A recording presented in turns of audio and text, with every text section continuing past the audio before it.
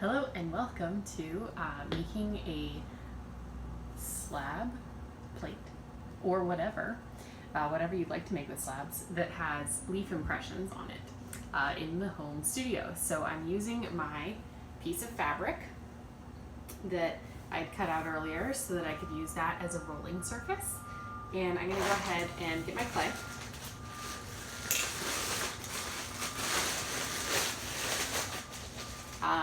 This is about the amount that I would want to take to do this. To do that, I'm going to open up my bag. Make sure you don't hurt your bag. Okay, and you're going to take your wire tool, which in your case is made out of fishing line, and you're going to cut yourself just a slice. So I'm going to cut that in half a little bit as well. Okay, and then from there, I'm going to lift that up, and I'm going to take it in my work area. And make sure that you close up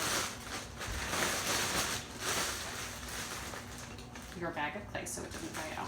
Okay, so then I'm going to go ahead and take that, and I'm going to put it in a spot where I can roll it out, and I'm going to take part of my fabric and loosely, leaving a little space on the edge, put it on top, and then I'm going to pound it out a little bit so that it's all flat to begin with.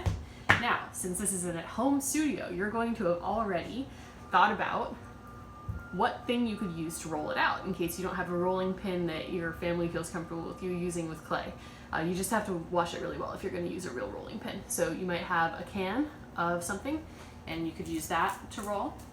You might have an old pickle jar and use that to roll. Perhaps a wine bottle or a bottle of some other beverage that's about that same size. That would also work really well. Or perhaps you have a reusable water bottle, and that would also work really well. So I'm going to go ahead and take my largest one, and I'm going to go ahead and I'm going to start rolling to get a slab, and I'm going to kind of lift it up again, give it a little bit more breathing room. And I'm just going to roll from one side to the other, trying to keep it as even as I can.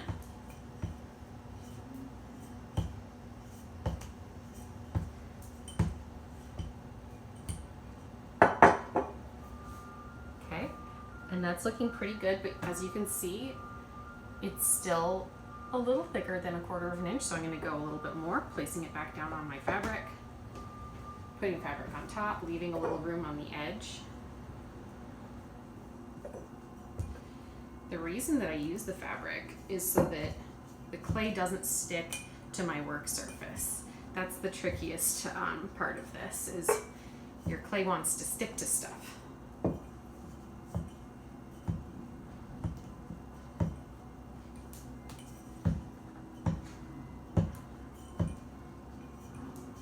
Alright, so then I've got my slab rolled out. And that's a pretty big slab, lots of room to work with. And the thickness is a little bit less than 1/4 of an inch. Compare it to my fingers, okay? And then I'm gonna go ahead and get rid of my fabric piece. And if I have some kind of wooden board or placemat or something else you can stick it on, this would be a great time to move it. If you're working on your same counter, that's fine too. And then what you're gonna do is you're gonna take the rib tool, okay? You might have a metal one, you might have one of these, or you might have an old credit card or an old gift card. Any of those would work really well. So you're not going to add any water at this stage or anything like that. You're just going to take your rib and you're going to make sure it has a smooth edge first. No clay stuck to it. And you're going to just run it over the surface of your slab to get it smooth. And if yours is messed up like mine is, you might try another edge. That's a smoother edge. There we go. The point here is to get it really nice and smooth.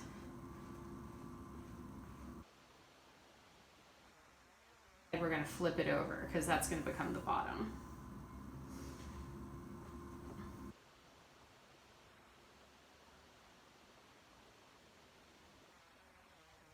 And smoothing it.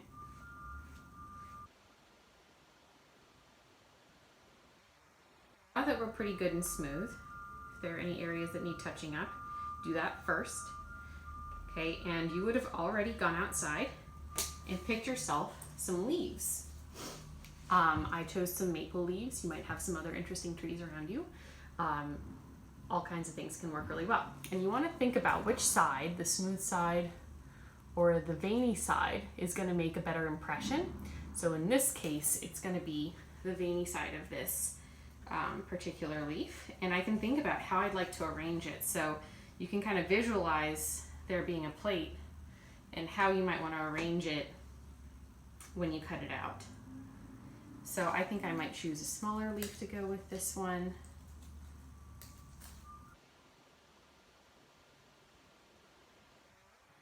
Your fingers, and you're going to just gently press from the middle to the outside edge of your leaf.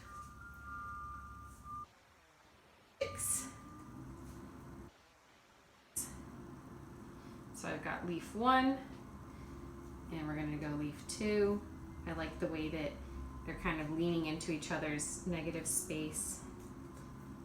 Okay, and at this point I see I've made some marks with my fingers, and I'm going to take a well wrung out little baby sponge, and I'm just smoothing those edges because I don't want my fingerprints to show.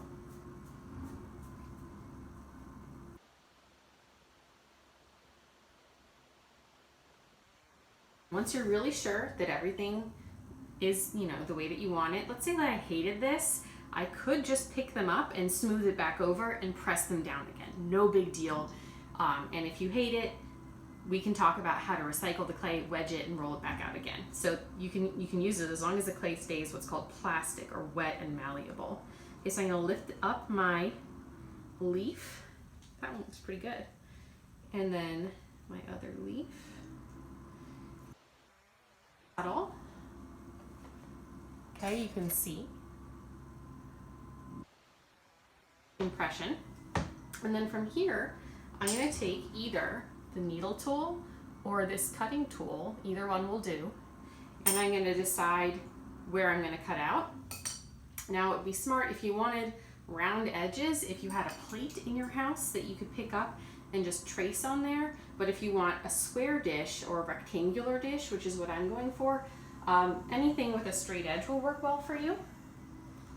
So I'm just grabbing another one of these plastic bats. I happen to have these handy, and I'm going to just eyeball this, and I'm going to just lightly trace a line. Is that where I want it? Yes, it is. And then I'm going to cut all the way on through. Okay, and then I'm going to come over here. Same deal. Give it a slice. And then on my 2 other edges, I will do the same thing.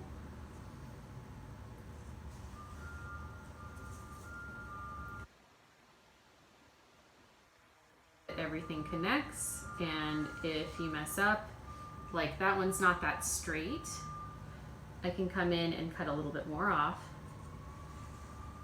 And there we go. So you see the edge where I made a little mistake, and then I just came in closer and squared it off. Okay, so this is the part where I take my extra clay and I remove it. I can take this clay and reuse it. It's still good.